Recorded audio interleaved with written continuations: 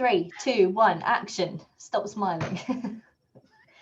Right, so it's Thursday again and we're here to talk about something. But first of all, let me check in with you. How are you doing, Kitty? What's happening with you today?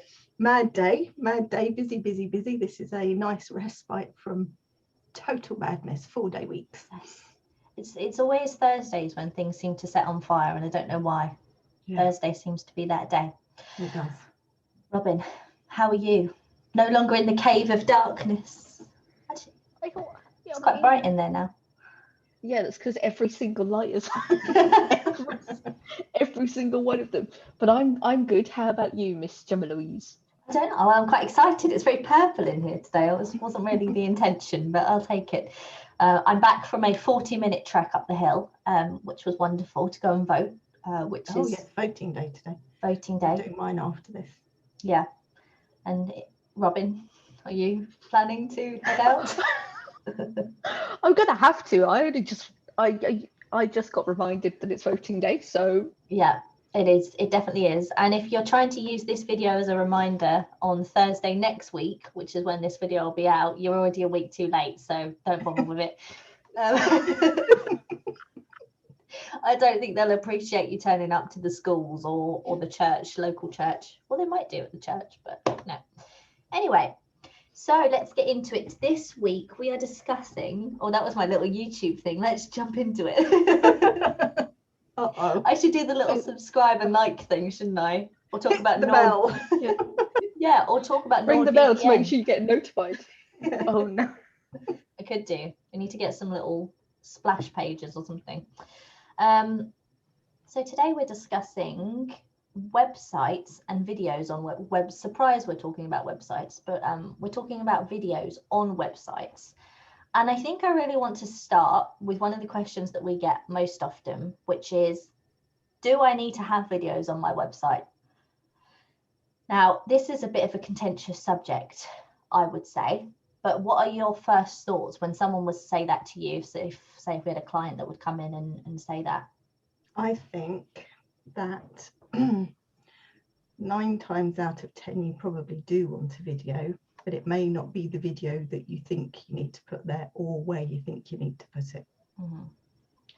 And in terms of the video, what would they want to be putting? If we're talking about a homepage, let's say a homepage video, what are those things that you want to put there, and what are those sort of things that you really want to avoid? It's a tricky one, isn't it? I think your website is there to attract clients, but it's also there to deter the types of clients that you don't want to work with, especially if it's a service-based business. If you're selling products, then not quite as much, but generally speaking, that's what you're trying to do. So I think it's an intro video. It's a get to know the organization, get to know what the vibe is, and resonate with the right audience. And it's not a hard sell. I think a lot of mistakes that I see in those videos are people selling, and also raising the objections that they think clients have. And that's not a bad thing to do, but also it's not a good thing to do, because what if those people weren't thinking that in the first place? No. So I think those are the challenges with the homepage video. Yeah. And I guess if you're thinking about that hard sell, that's sort of one of the things that you would automatically think about doing if it's like your first page, and you'd go into it and go, okay, well, this is my goal. This is the goal for my website, but you don't want to be, it's sort of that you don't want to be too keen. No. Thing, and putting it straight on the front of your website isn't always the best way. Sometimes I guess it would be. Yeah, it depends who the market is, right? If we're building, it's a cultural thing as well, because if you're building a site for a US client, which we've done many times, actually hard sell is quite often the thing on a homepage, maybe further down, but they can work. It depends what culture. I would say in the UK though, a hard sell is not what you're looking to do on the homepage.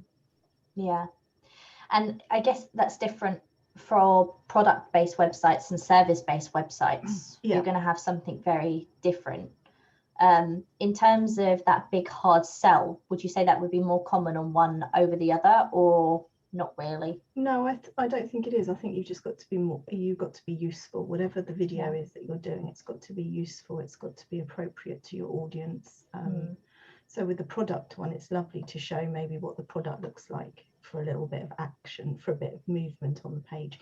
Even in the hero image, having that as a moving video or a GIF can be lovely. Whereas with service-based people, it's just getting to know the organisation, getting to know the culture a little bit. And you might think, oh, shouldn't that be on the About page? But the person may never make it to the About page. No, exactly. So capture them quick and short and sweet.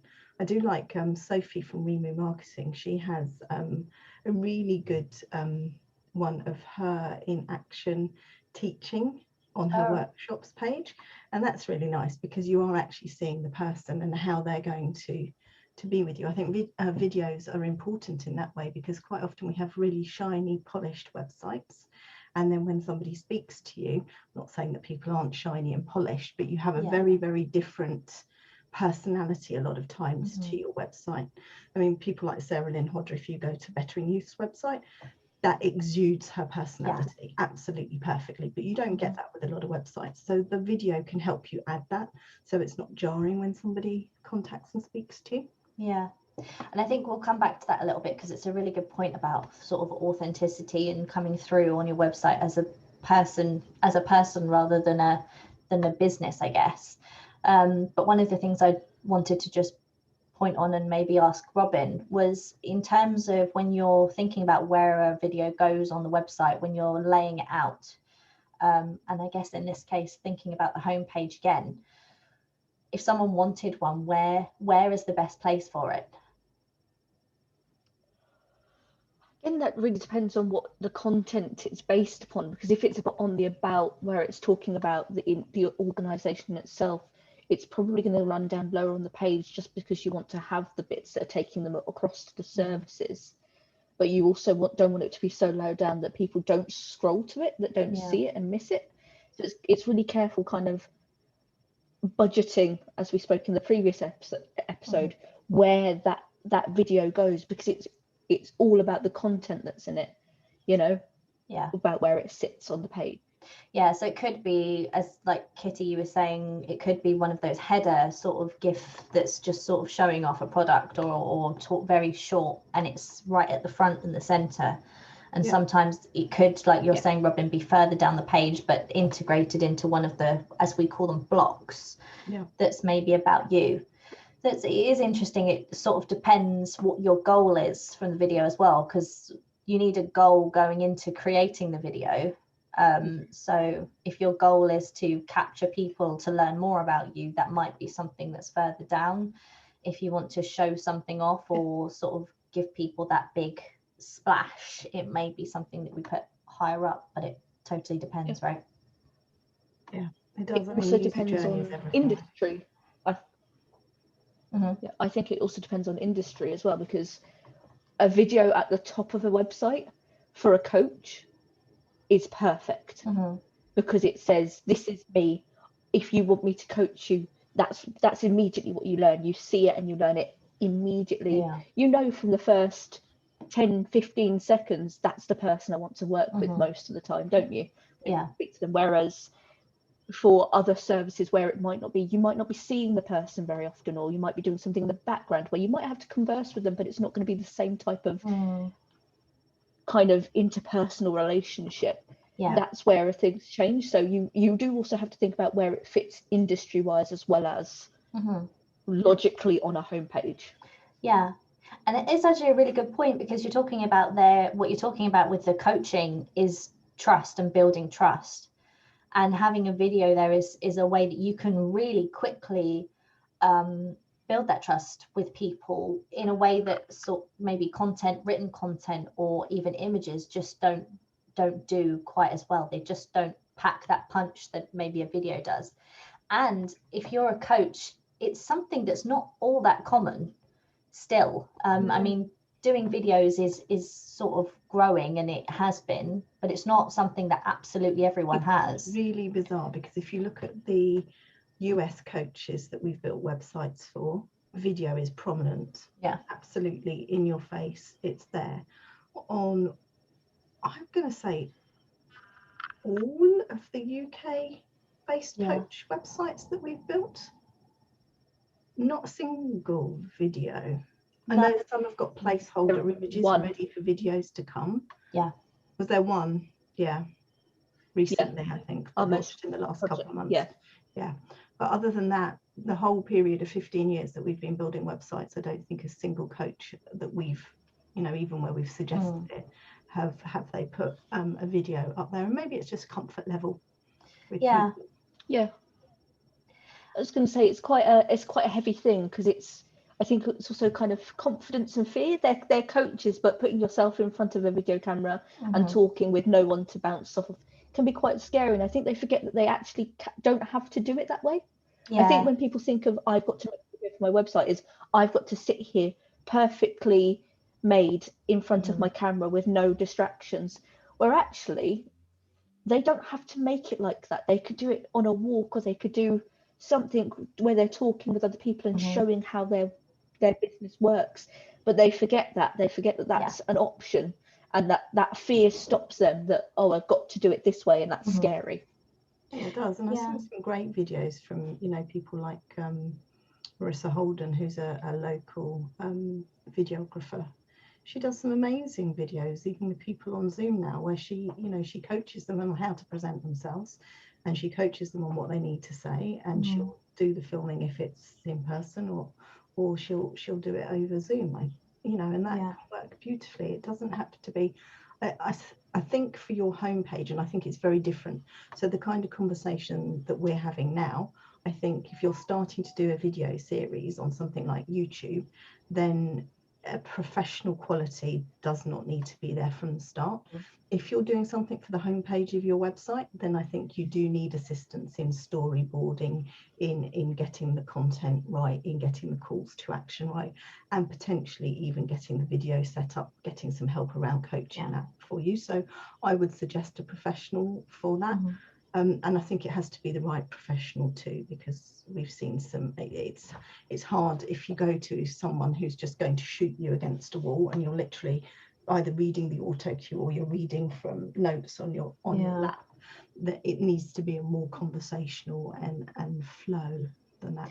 And that's where the interviewing technique is quite good. If you've got the person who's actually interviewing you and chatting that way, flows a lot better. Yeah, I think that's probably because when you build your website, there's so much that goes into it in terms of making sure that every part of it is polished and that the customer journey is correct, and that we're pointing to those moments that are wowing people. You don't want that video to be the one thing where they go, oh, this is a bit rough, or this doesn't look right, or I wish I hadn't clicked, it's too loud, or do you know what I mean? You don't want it to be like terrible quality. It needs to fit with the story that you're telling. Yeah, it does. Well, so I was going to discuss something else off of what you just said, and it's gone from my brain, which is really handy. Sorry. So we were discussing trust, and we were discussing authenticity. Yeah. So we were saying about how it takes a lot for you to be comfortable, and there's a lot of people that actually are willing to help, or not for free usually, but they are there and they know what they're doing. I guess, what are you looking for in someone who can make those videos for you? If you're, say, networking and you come across someone, how do you know whether they're the right person to go with?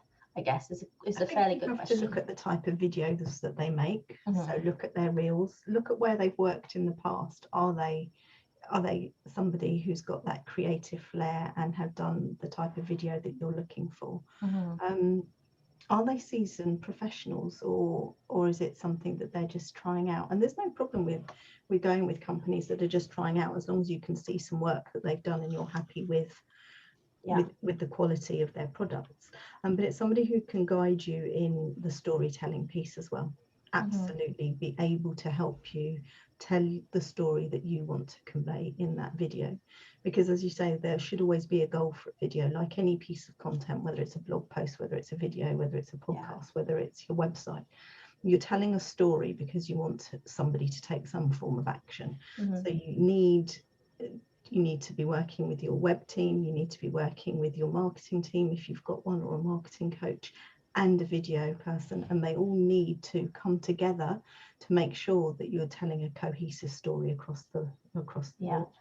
Yeah. And that sounds frightening to small businesses, because that's a hell of a lot of people doing a hell of a lot of stuff. But actually, you know, you can get 3 creatives in a room for 15 minutes and they've sorted it. There's a plan. They come up with a plan, they know where they're going, but having that communication is absolutely vital. And that does tend to be one of the things that, in terms of when we're working with clients, that we struggle with, because there will be all of the different components that are working together for the website, but the communication isn't there. Like there isn't the linkage. So if you do have the opportunity, and you know you're working with someone who does your marketing, and you're working with someone that's doing your photography, make sure that those people are linked together and they have the ability to sort of work between them, because your marketing person will have an idea of what they're trying to do. Your website designer or your agency has an idea, and also the person who's taking your photographs has an idea. So all of those lines do need to be joined for it to work on your website and work as part of your marketing and working as part of your video. So I think that's a really good point, just making sure that those lines of communication are connected to begin with. And absolutely, and rely on those people's networking and backgrounds, because you can bet that the marketing person, the web person and the photographer will have a really good idea of who might be great for video. And if they've already had that conversation, and even the graphic designer, if you're having your branding done by a separate agency, they will also have a really good idea of who would be able to help with video. And they've known them, they've worked with them in the past, you know that you're going to get a quality product. Yeah, no, for sure. Yeah, I agree. And I think another thing from that is that also those people that you're involved with have so a photographer, for instance, because they're working with you in such a close aspect, they get to see facets of the client's personalities that maybe somebody who's working on a website doesn't. And that gives them a new insight. So they can actually come and say, oh, actually, this part of their personality isn't really running through the website. Maybe this is, you know, like maybe the writing needs to change up. Maybe somebody who's doing your marketing actually needs to say, well, they say this line all the time and it really fits their profile. It needs to be in their marketing more. It needs to be on their social media posts, that type of thing. And it's all those little insights from each and every person that really helps make something completely yours, rather than there's nothing worse standard. than getting a brand shoot halfway through a web design project, when you've already done the wireframes, you've already done the color versions, and then you get this amazing brand shoot, but it's completely different look, tone and feel to what you've designed. So I like to see, even if it's the first versions of those images up front, if you can, and some of the best briefs that we get as well from agencies have the client's catchphrases in them, along with all of the demographics of who their audience are, but those personal touches, which is why I really like our actual client to sit down, the end user customer, to sit down and complete those questionnaires and, you know, help complete the brief, because it's in their words. I don't necessarily need to see marketing speak in a brief. I want to get to know who the person, because a marketing person or a web designer can make any website like without having that detail, but it doesn't make it personalized to you in any way. And having that, I mean, we had a great opportunity to see Jenny, I want to say her name is Teachy, but I'm going to get that wrong. No, I think that's right. We got the opportunity to see her. I think it was just before. I think it was just before lockdown, right? Yeah, I think it was in either the end of 2019 or something like that. But we popped along to do a little bit of photography for her website, and we went to one of her. She was doing a sports personality with these youngsters, and honestly, just by being there in the room with her for that hour or so, the amount of help that gave to us to see her just doing what she does was amazing, because we knew where she was coming from, what her service is and how she portrays that, and then that makes it so much easier to basically build a website that actually fits. And I think that is an aspect which you don't get too often, because I mean, it's not easy at the moment we're all locked in our houses, but yeah, normally. no, you're absolutely right. I think the more information the better. It's more important, I think, for a designer or a creative of any kind to go and see the client at their place of work than it is for the client to come and see the creative at their place of work. Yeah, it's super important, because it just gives so many pointers. It's natural. It like they're sitting in their natural space, obviously, because you're meeting somebody possibly for the most first time. It's nerves, but you're seeing them in their workspace. You get to see their desk, you get to see their space, and you get to kind of really see them as their person in their space. Yeah, which does, even if you're not, even if you're just talking bare basics, you're getting that information just subtly from everything you see. And if you bring them into your space, they're seeing all about you, but you're not learning more about them in that process. No, because they're not in their environment. You can ask questions. They come and see you. Yeah, exactly. That's absolutely true. And that does link into that authenticity part, because when you're filming something for yourself and you go, okay, well, I need to make this video for my website, it becomes quite easy to be rigid and not be able to show off, because you don't necessarily have the knowledge of filming. You don't know how to, I mean, the amount of times I've tried to do a video and I'm smacking the script up underneath the camera and just going, oh god, how do I do this? And I'm sure that's the same for everyone that's creating videos, but in order to get that, and I say authenticity all the time, but to get that across on camera is something that you do sort of need someone else to break through that and just help you with, to break down those sort of rigid, like, I don't know. Well, no, it is absolutely. It's like having, if you catch somebody in their natural environment, you get their emotion and how they are as a person, rather than that very false, no eye smile. Yeah. Kind of just deer in the headlights. That's me. Which is why I think you need someone there to help you break the ice. I mean, some people don't like to be videoed. We've been doing it for so many years that it really doesn't bother me anymore. Yeah. But I think because we've all been on Zoom for the last year, or Teams, I think actually most people are quite comfortable now. So it should be fairly easy to go and have some studio time, go to a venue, be recorded. One of the things we didn't talk about, I think, on the types of video, of course, is things like drone work. Yeah, exactly. Those are amazing videos where, of course, you can, depending on what it is that you do, you can have some amazing footage that you just talk over.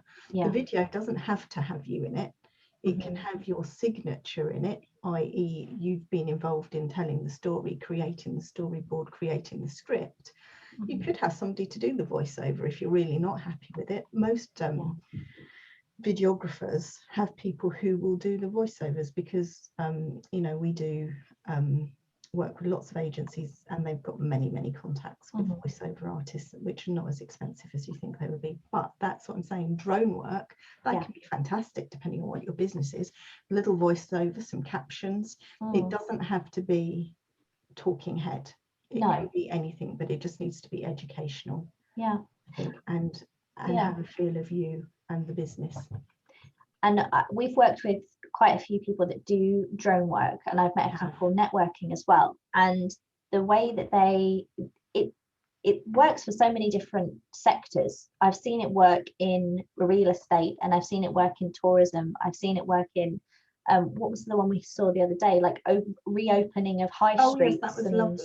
Council work that had beautiful drone work of the high street, and then it swooped into the shop owners actually opening the doors and then walking through with video from the other side. That was lovely. And I would normally think that was quite kitsch. But actually it was a really lovely video, very well done. And it gives great insight into places that have, like, if you're located in an area that is beautiful, why not use what you've got around you and just have that as building your personality, right? Or just your business personality, because you are a part of those communities.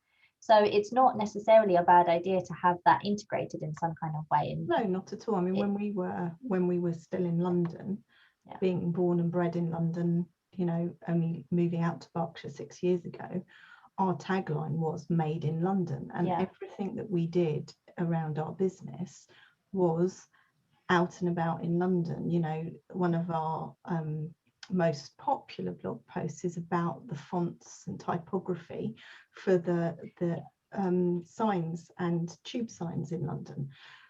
It's about making that connection for people. You know, if you're trying to connect to local businesses, if they are your audience, then resonating in that way with things that they'll recognize is super important. And that comes through to photography as well as video. Yeah, it does. And the way that you use those things on social media, and so you're using it on your website and everything, it should be sort of integrated to everything you're doing. I mean, Chester's fantastic. I don't live in Chester, but Robin, it's one of those things that is fantastic about Chester, is it's very community focused, and all of the businesses seem to have some sort of intermingling relationship, and showing that off, it's a level of authenticity in itself, right? It is. I say that word again, I'm going to need to find a different word. Humanization. It is. No, I need some gemisms to throw in there for that one. But what do you think about length of video? You know, I had. Oh, go on, Robin. No, I was about to say that actually was length of video. What's the best kind of? Yeah. Again, I think it depends on type of business. Like, you don't want to lose people too quickly if it's long and. You don't want it to be a 2 hour. No, 2 hour round 2 hour extravaganza that was provided to us for a homepage of a website once, didn't we? And that's great, because you've got 2 hours of video footage, right, which you can splice up for social media, but it's absolutely not appropriate to put on the homepage of your website. No. I would say. And I think it depends on where you're putting it on the website as well, because some of the detailed information that you might want on something like a service page might be longer than, say, the meet the team or about page. I actually saw a really lovely meet the team one not too long ago, and it was following people through their day and then like cutting it all together, and it gave you a really good idea of who it was that's behind. A creative agency, wasn't it? It was, and I find you get that a lot with creative agencies. Yeah. They show the workplace, they show people in motion and doing things. I think who am I thinking about? I know Gary Wheel, who was a photographer and videographer who we worked with a few years ago. He did a lot of time-lapse videos for products.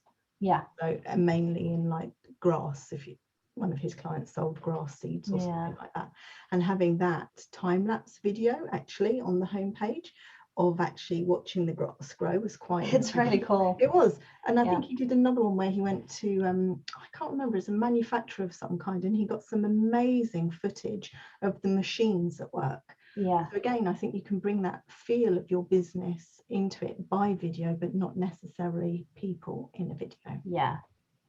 And not expressly saying what you do, but giving it a feel. I think it's about the atmosphere a little bit.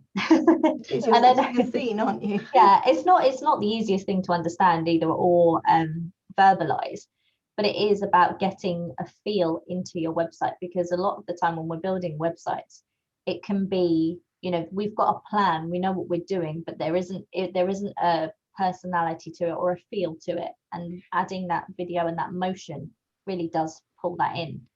And I think you've hit on a perfect thing there, is motion. Is super important. Again, depending on business and industry, for that, your favorite word, authenticity.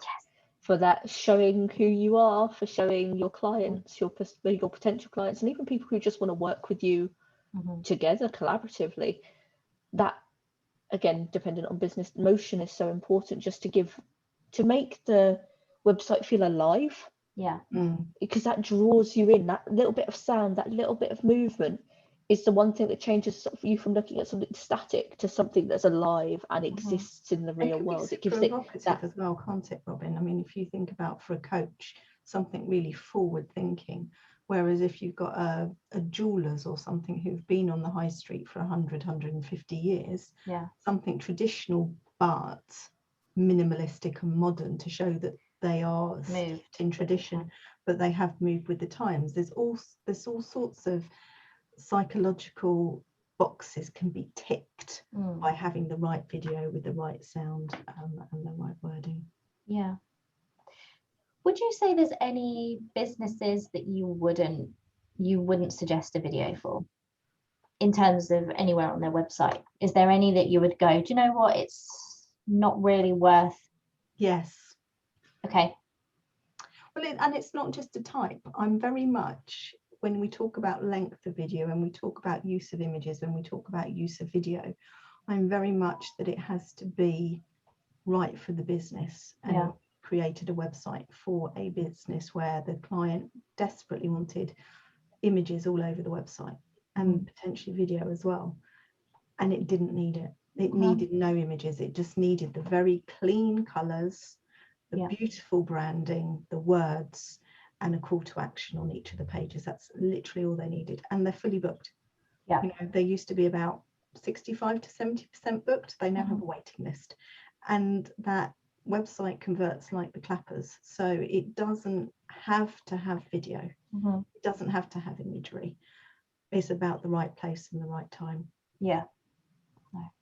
So not really in terms of there being specific ones, but individually as a business, is it something that you need, or is it something that is just sort of superfluous? I think it's a conversation that you need to have with the person who is building the user experience for you. So you need to sit down with your web designer and you need to talk through what you're trying to get people to do. And they will be able to guide you as to whether, okay, we need a little bit of this type of video, or we need a little bit of that type of video, or we can use some stock video shorts which we can tailor and put as a header image.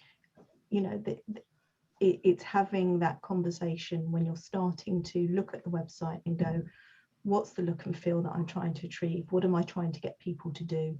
How do I want this to represent me?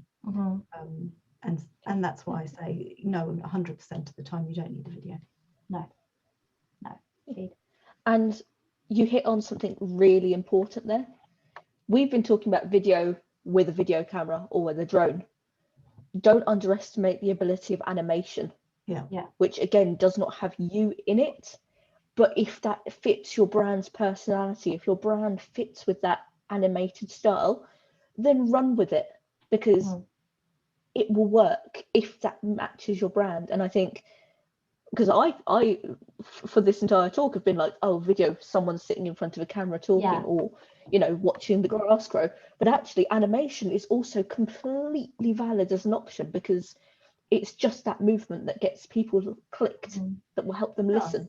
But any of those can date you as well, can't they? Because I think that amazing one where the guy draws on the wall and he draws the story on a big whiteboard. I don't know if you've seen it. Lots and lots of companies have got them at the moment. Or have had them for the last 6 months or so. And he's literally drawing out your business or your process or whatever it is that you do. And I love them. I think they're great. But I think there's a real danger with those, because so many people use them that people are blind to them. And it's nothing engaging or unique enough about your business. So I think there's a place for those. And I like them. They're great for social media, small snippets. I think they're fantastic. But they can become quite samey. And I think that's one of the dangers of using video. It has to be different. And not different, that's the wrong word. It has to be uniquely about you. And it is sort of reminiscent of, I was building up some Spotify playlists the other day, and I came across the Harlem Shake.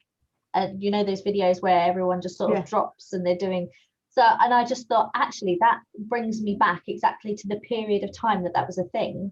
But that's just it's old now, it's not new. And that happens with everything that we watch. 2 seconds, I'm filming a video. Goodbye. It happens with everything that we watch, right? So, or everything that's sort of you put out there. And I think animation is one of those things which, if you create it in the right way, it should stand the test of time. But you don't want it to be one of those sort of viral videos that is popular for that 6-month period of time in a year, and then 3 years later, dated. yeah, because it's going to be on your website for a while unless you've constantly got someone filming something new. That your website's going to last you a good 3 to 5 years. I mean, obviously you refresh your content more often than that, but it needs to fit the customer journey, it needs to fit the design. So if you are changing things up on the website constantly, iterations, which you should be doing, it needs to be, it's an investment, just like your website is, it's an investment. You need to make sure that what you're producing is something that you want to continue producing. And I would say for startups, that is sometimes when I think maybe they don't need video to start with, because you pivot so much, don't you, as a startup? It's difficult. You change the services that you're doing, you go in a different direction, you're feeling your way through growing this business, and you change really, really rapidly. So I think the first iteration of a website for a startup probably doesn't need investment in video. Or if you do, know that it's going to be something that you may want to think very carefully about what you put in it. And just be aware that it is something that you will eventually want to change. We've been through so many different iterations of who we want to work with, who we are as a business, what our image is, and all that kind of stuff. It happens to every single small business. So it does. It's what's the term? Par for the course. Inevitable. It's inevitable. Oh, doomsaying. It's inevitable. We're doomed before we even start. Oh dear. Right, is there anything else? It fits. No, it does. It does. It absolutely does fit. Yeah, the only thing I would say, the worst thing that I see with videos is no call to action. Yes. That's my ending note. Is your bugbear. The biggest problem that I see with videos is there's no call to action. And whether it's a soft call to action, because you're not selling through the video, you're educating, you're resonating with people, you're building that trust. But you still need to say something to them at the end that's going to get them to take action. And when we say call to action, it's signposting to another place on your website. You don't want to send them anywhere else. You're sending them to go and see my service page on hair dyes, or on photography, or whatever it is that you really want them to click, especially if it's that hero section of your front page. Be very clear on where you want them to go next. Don't just leave them hanging and go check out the rest of my website. It needs to be specific. So it needs to be specific, and I'd say that was very much the wrong place to get them to sign up to a newsletter. Do not get them to go to your social media channels. It needs to be something to explore deeper and further into what it is that you do. Grand. Well, I think that brought us into a full circle back to our original joke, because that is what the YouTube joke we made at the start is a call to action. It may be a meme nowadays, and it may be funny to kind of be like, oh, subscribe and like, but it works.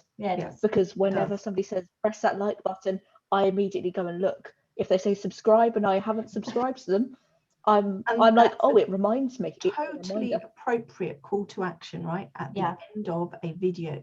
So we're not talking about YouTube videos today or any other type of marketing videos. We're purely talking about the videos that go on your website, and help you move that customer journey forwards.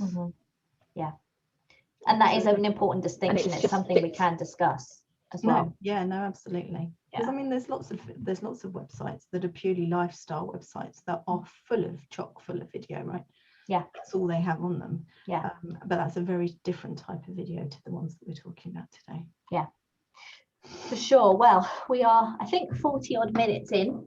Marvelous. So we shall wrap it up there, ladies. Next week we have an extravaganza because we're filming for something that's an extravaganza next week, which is Eurovision. So if you're not prepared, get prepared, because it's going to be great. I'm really looking forward to it. I don't know about these two. She's pulling us along, kicking and screaming. So yes, that's our next week's. If you do want to talk any more about video, or you want any recommendations for people that could help you out with your video, we have tons. So send us a message and we will send you in the right direction. There's some wonderful people at Athena and wonderful people that we've met at BNI and other groups that we can point you in the direction of who will be able to help. Is there anything else, ladies, for this? No, I had my little rant about calls to action. You're going to put one in every single time, aren't you? I can feel it. All right, well, we will see you in the next one. Brilliant. Bye.